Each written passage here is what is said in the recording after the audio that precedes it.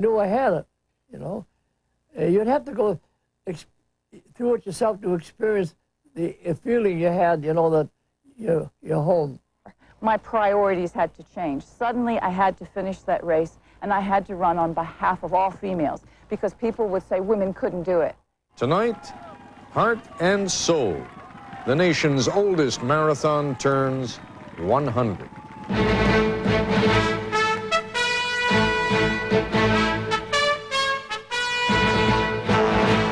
This is ABC News Nightline. Reporting from Washington, Ted Koppel. Nearly 2,500 years ago, the Greeks won a great victory over the Persian army at a village roughly 26 miles northeast of Athens.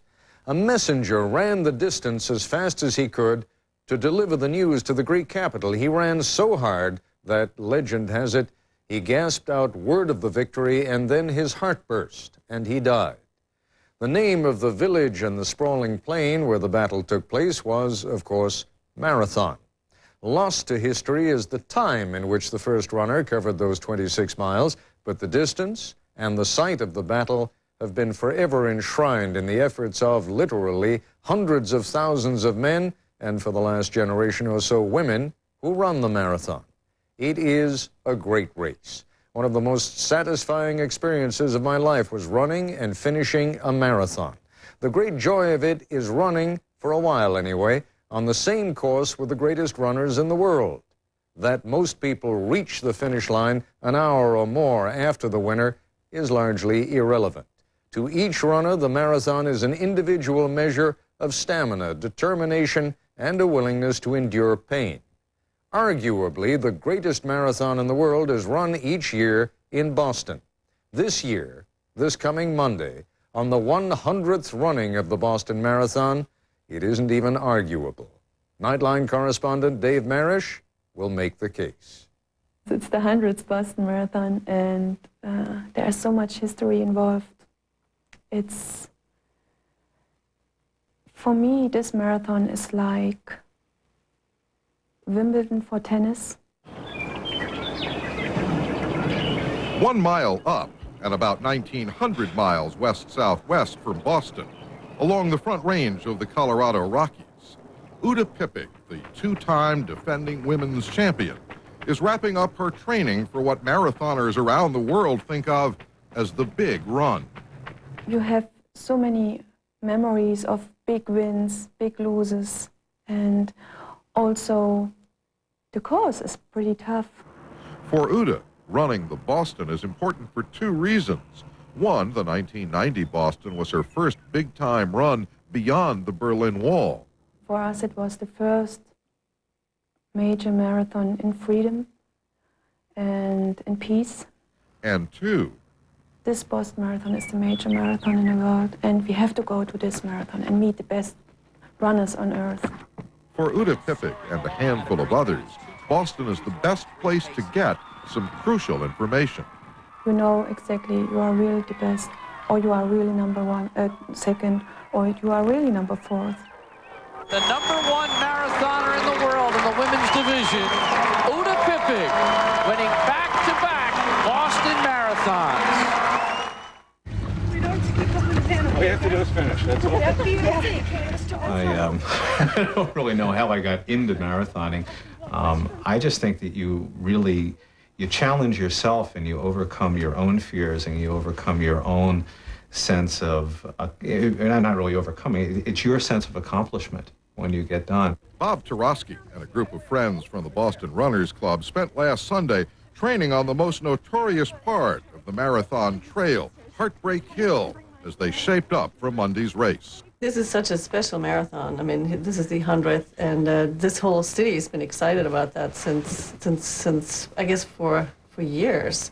Like all but about 100 of the close to 40,000 competitors expected for the 100th Boston, they hope for answers not about their rankings, but about themselves, running not against a stopwatch, but looking for the rhythms of their own inner clocks.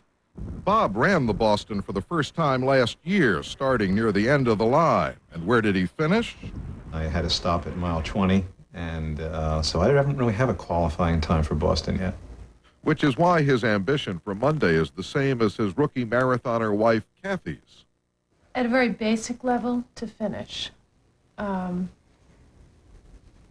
Within that, if I can finish in under 5.5 hours, I'll be thrilled to death. If she does finish her first Boston, Kathy Tarosky will surpass not only her husband, but the most famous Boston marathoner of them all, John A. Kelly, who made his first run in 1928. So 4 miles to go in the Boston Marathon, I was walking along, and a man from the sidewalk came over, and he said, "Come on, young fellow, I'll take you in."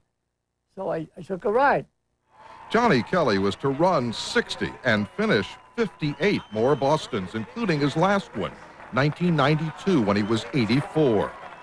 As the marathon route reaches the foot of Heartbreak Hill, 7 long miles from home, there's a statue of Johnny finishing in 1992, holding the hand of the Johnny who won in 1935. 35, I kind of expected to win. I could feel it in my bones. 5 times in the next 9 years, Johnny Kelly finished second. Then in 1945. My best race, well, I've always been a very impatient person. But in 1945, I said, I'm going to run with my head and run conservatively, and I did. And I passed the last runner 2 miles to go. When I went through Kenmore Square and I had a mile to go, I started to cry because I knew I had it, you know.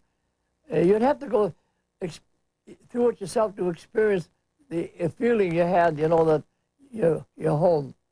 Although Johnny finished second again in 1946 and came in a remarkable 9th in 1958 when he was 50 years old, he was never to know that winning feeling again.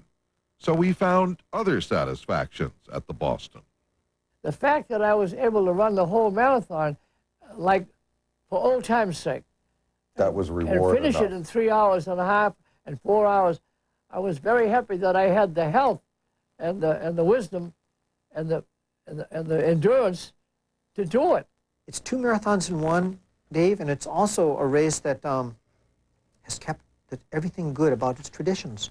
The greatest long-distance runner in the history of the world. The greatest runner in the world today. Bill Rogers can speak with authority about both Boston marathons. The elite race he won 4 times between 1975 and 80, and the amateurs run till it's done he'll undertake on Monday. I don't know what it's like to run a marathon real hard at age 48, but just to finish it is enough of a challenge. And I will have my work cut out for me. I'm just another runner now at the Boston Marathon. Rogers says he's glad his fellow runners Monday will include both the best and those who will follow them past the finish line hours later. Nowadays, it's so big that your neighbor might be out there, or your brother or sister or father or mother or something.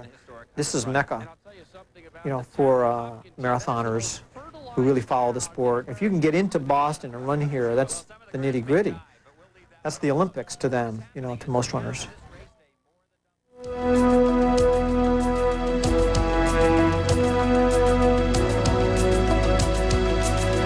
This is ABC News Nightline, brought to you by the all-new Ford Taurus.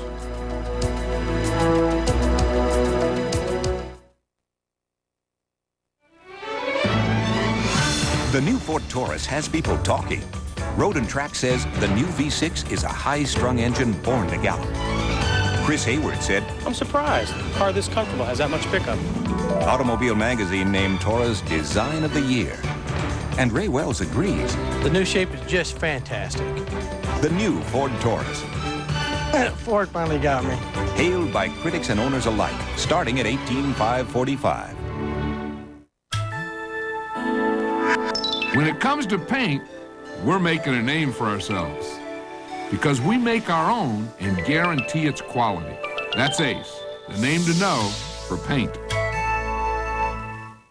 Goodyear revolutionized wet traction design with AquaTread. Now, Goodyear introduces InfiniTread, the first tire with a lifetime tread life warranty. The new all-season InfiniTread. Its tread is guaranteed for as long as you own your car. Call 1-800-GOODYEAR. Sunday on Brinkley, For years, the most powerful Democrat in the House, now headed for prison. The first interview with Dan Rostenkowski on Brinkley Sunday.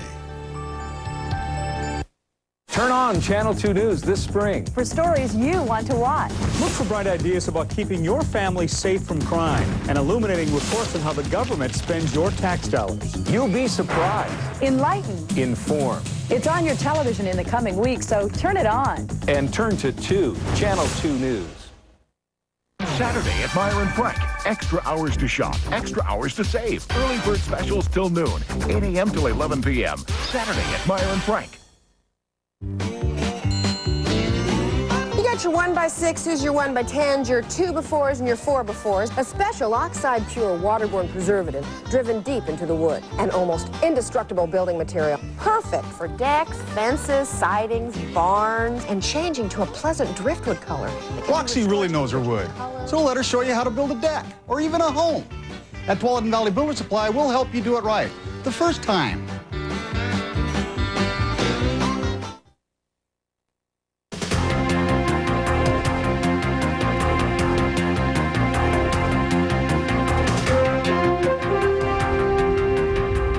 My dad said, listen, if you run a mile a day, you'll be in shape to make the field hockey team. Life is to participate, not to spectate. And he was so right, because I went out and I started playing field hockey, but I ran every day to get in shape for the field hockey, and it was the running I eventually fell in love with. By the time she was in college, a determined Kathy Switzer had proved she could run as far and almost as fast as most of the men on the cross-country team. It gave me such a sense of accomplishment. Nowadays, they say that's empowerment. But what I did is I felt accomplished, and then I felt very confident. I felt I could do anything. And the longer I went, the more I had a sense of heroism. And when I heard about the marathon distance for the first time... The rest is history. The world's most famous foot race even attracts a leggy lady, Kay Switzer of Syracuse. 1967, and Kathy Switzer becomes the second woman to run the Boston. But by signing in as KV Switzer, she becomes the first assigned an official number, 261. When a Boston Athletic Association official named Jock Semple spotted Kathy on the course, he tried to bump her out of the race, only to be body-blocked himself by Kathy's then-boyfriend, Tom Miller. That's when a fun run became for Kathy something more serious. When Jock Semple tackled me in the Boston Marathon, my priorities had to change. Suddenly, I had to finish that race, and I had to run on behalf of all females, because people would say women couldn't do it.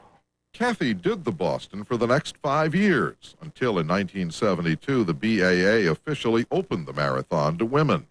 Here's how she did it. I always felt like I had to look good. I couldn't get diarrhea, I couldn't vomit, or I couldn't get blisters, because I had to run within myself to show that women could do it nicely.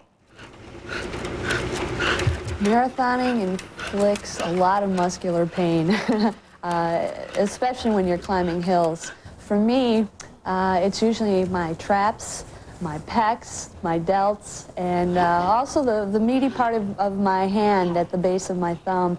When I'm climbing hills, I dig into that part of my hand a lot. And when I'm done with the marathon, to the touch, that part of my hand hurts. I think every muscle in my upper body hurts. Roaring their approval once again for Jean Driscoll. Jean Driscoll, a 6-time winner in the Boston Marathon's women's wheelchair division, runs on determination and upper body strength. I weigh about 112 pounds. My best max bench press is 200 pounds, and that's always in my mind. When I'm climbing those hills, I keep telling myself over and over, I am the best hill climber in the world, and I'm going to prove it again today. Driscoll can drop the ladylike niceties in describing how she wins both these simultaneous marathons, the one against your competitors. I'm mostly keying off the racers in front of me. What do I have to do in order to catch that next person? And then when I catch them, okay, what do I need to do to catch that next person? And the second contest within.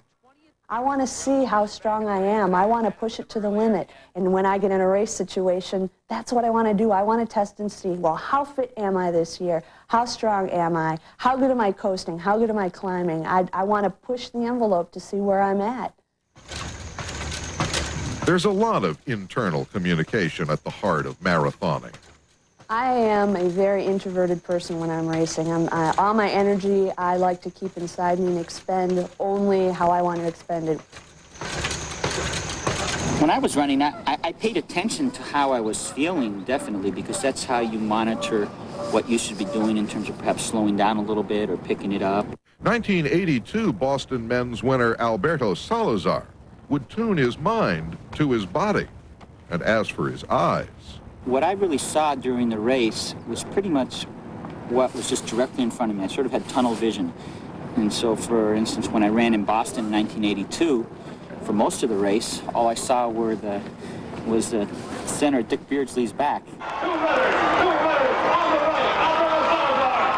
He was a runner that I had just barely out-sprinted at the end of the race, but he led pretty much the last half of the race. And I was just concentrating on his shoulder blades, just watching that spot right in the middle of his back and concentrating on staying right there.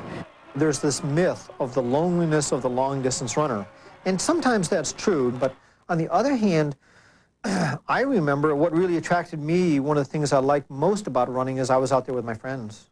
the ties that bind marathoning friends bind better during practice than during a race. Once I was in a race with Alberto Salazar. We're neck and neck, and he turns to me. I thought we'd come in and tie together, you know, be friends. He turns to me and says, "Do what you have to do to win, Bill." And he outkicked me, you know. But we're friends to this day, and it's just, sometimes you go for the win, you know. It's just the way it is. 19. 19, all right. Or at the less exalted running levels of Bob and Kathy Tarosky, you go for the distance at your own pace, even if that means Bob will leave Kathy an hour behind. He has offered to run with me. But you said no. I think yeah. Why? Because it wouldn't be his natural pace to run my pace. And my pace would be erratic, trying to adjust to his, being aware that he's running more slowly than he's accustomed to. Apparently, the family that marathons together stays together, but only after the race. It's not easy being a kid. There's a lot to worry about. Did I study enough for English? Did I bring my soccer uniform? Will I ever understand math? This is it. Is Mom getting on my case again? Am I gonna get into college? But there's one thing I'm not gonna worry about. I'm not gonna get pregnant, get sick, or something worse. That's why I'm not gonna have sex till I'm married. Sound corny? I have enough to worry about.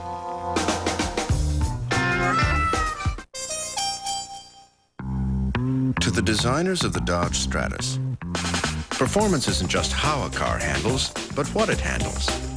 So along with a rigid frame and modified double wishbone suspension for control, they also developed the biggest trunk in its class. So Stratus isn't just a great driver's car, it's a great packer's car. Dodge Stratus, it's full of answers. Now during the Best Buy celebration, get $1,000 cash savings, 1.9 financing, or a low lease rate. Michelle Kwan captivated the world. Todd Eldridge realized his dream. Now see our new world champions in special performances at the World Figure Skating Championships presented by MasterCard, Saturday night on ABC's Wide World of Sports. If you think a tin shed can hold up like a tough shed, you're in for a big surprise.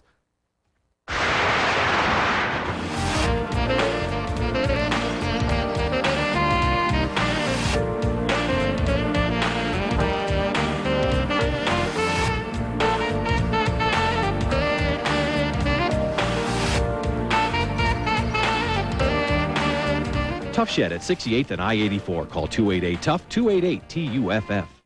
In an era when doctors don't make house calls and shopping is done in impersonal strip malls, why does John Deere have dealers that still deliver, that help you with parts and service, and answer questions on lawn care? Are we behind the times or just prouder of the products we stand behind? To find out, why not ask your John Deere dealer? He's right where you need him. Stark Street Lawn and Garden, Northwest Outdoors, and Lennon Implement Company. Champ, there's something wrong with my car. Could you take a look? I'll check it out.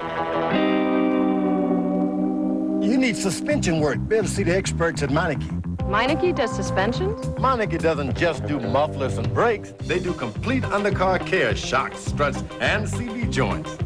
All done. Do you think you could get my car down now, champ? I think I'll let the expert do that. At Meineke, you're not going to pay a lot, but you'll get a lot. I guarantee it.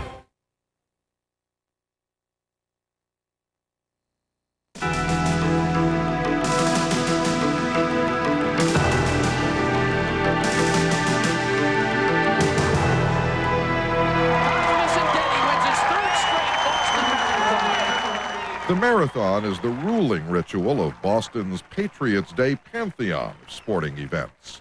You'd get the Red Sox, they'd go off at 11 o'clock in the morning. The crowd would spill out of Fenway Park at about 1:30, quarter of 2, catch the runners coming through Kenmore Square, catch the finish, go to a Celtics playoff game because they were always in the playoffs for 20 years. And if the Celtics weren't at home in the playoffs that night, the Bruins would be in the Stanley Cups that night. From that rich menu, the Boston Globe's Mike Barnacle would choose the marathon, and he'd cover it from the Elliott Lounge. You know, this is the only place that you can write about the marathon before the marathon is over.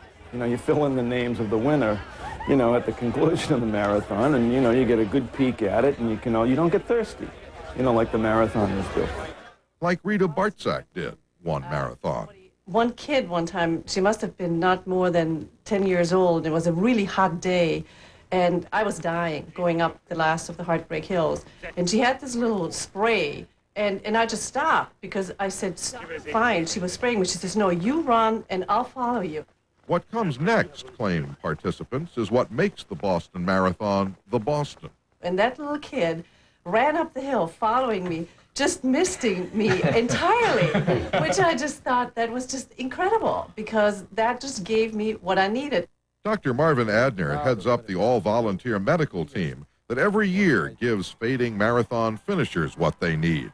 He says they'll have plenty of help this year. For instance, in Newton, an area that gets many casualties because of the location of the race, the Newton Hills, the distance 17 to 20 miles where many injuries occur, they take care of this part of the course on their own. They have their hospitals, their ambulances, their medical services. They just do what has to be done here.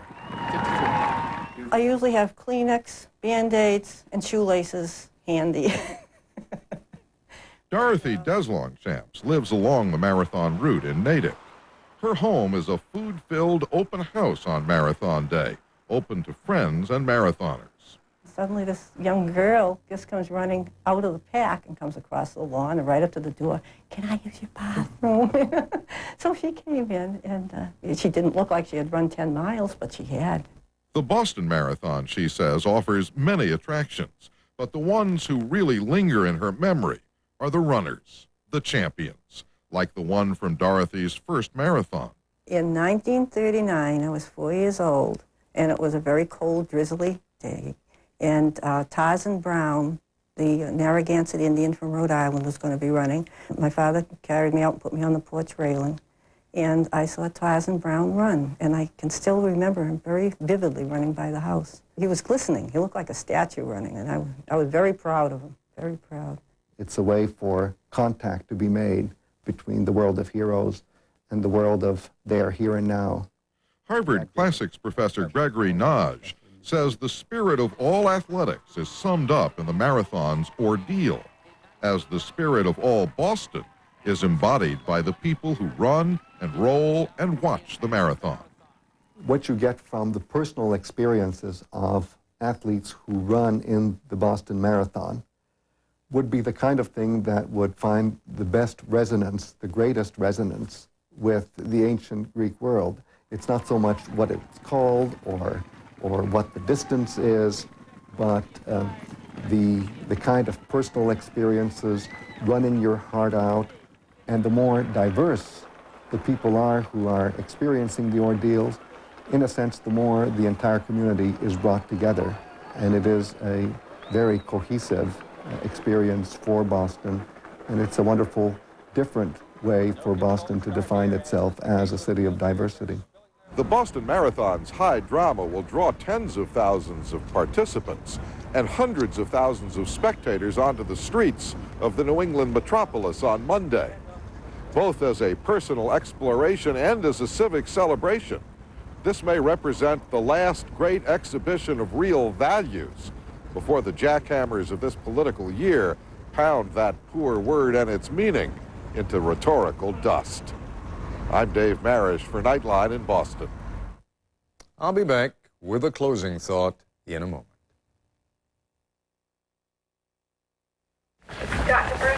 Honey, Are you okay? I'm fine. Relax. It's not broken. The doctor said I was pretty lucky. Does it hurt? What'd they give you? Tylenol, extra strength. Really? Yeah. With everything they have here? The Tylenol is working great. Let's go home. More than aspirin, more than ibuprofen, in hospitals, emergency room doctors use Tylenol the most. You sure you're okay? I'll be fine. But we should talk about the car. It is where the lofty atmosphere of most luxury cars is left behind.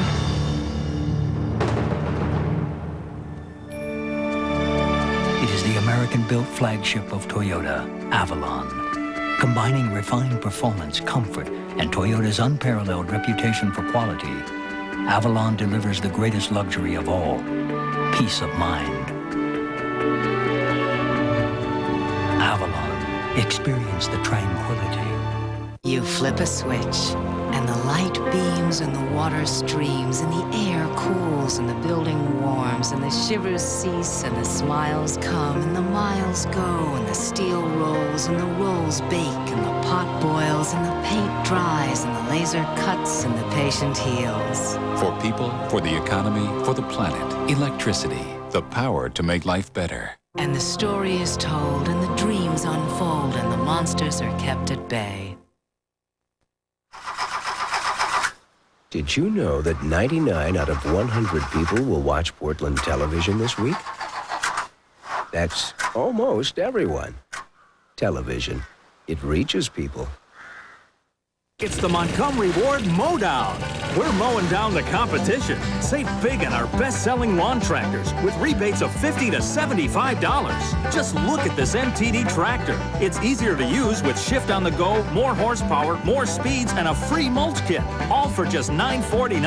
And ask for 0 interest for 1 year on lawn tractors. Plus, this Powercraft self-propelled mower is just $269. So don't let the grass grow under your feet. Get to the Montgomery Ward Mowdown today. Did you know that 99 out of 100 people will watch Portland television this week? How'd you get up here? That's almost everyone. Television. It reaches people.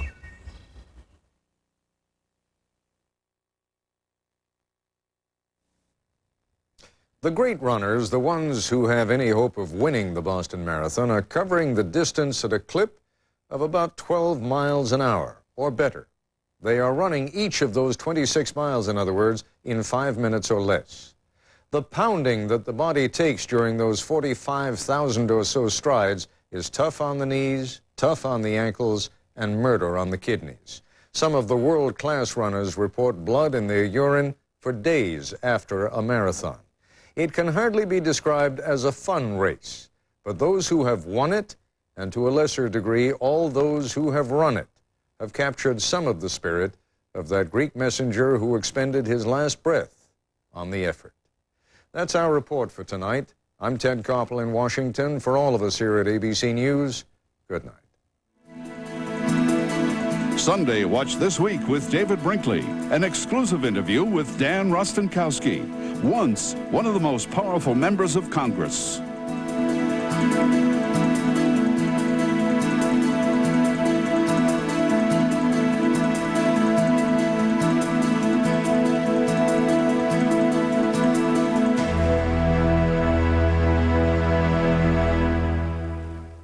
Nightline is a presentation of ABC News. More Americans get their news from ABC News than from any other source. Monday, wish you could unlock the secrets to happiness? Science has found keys, and they're not what you think. Now, John Stossel shows you who has it and how you can get it. Give us an hour. It might just change your life. The Mystery of Happiness, Monday on ABC. It takes control of you. You pretty much have no choice. You don't even have a chance to stop and think. Everybody's just buying anything and everything they can get their hands on. Just total madness.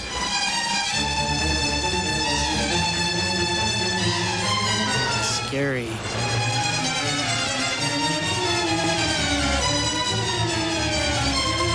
don't think people understand until they get here, and then they know exactly what we talk about when we call it a frenzy. Back in 1991, the minimum wage was $4.25.